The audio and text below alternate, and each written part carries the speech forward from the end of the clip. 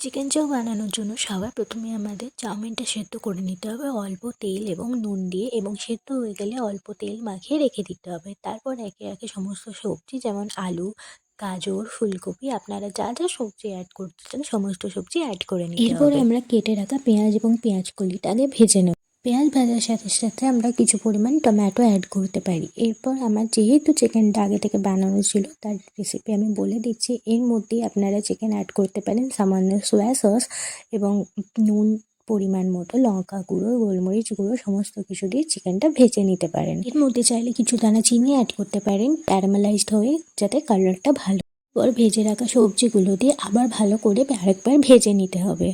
এরপর এর মধ্যে ভেজে রাখা চিকেনটা আমরা অ্যাড করে দেব। চিকেন অ্যাড করা হয়ে গেলে এর মধ্যে আমরা চিলি সস, টমেটো সস, গোলমরিচ গুঁড়ো এবং অল্প সয়া সস দিয়ে ভালো করে মিক্স করে নিয়ে চাউমিনটা অ্যাড করে দেব। তারপর ভালো করে ভেজে নিলেই তৈরি আমাদের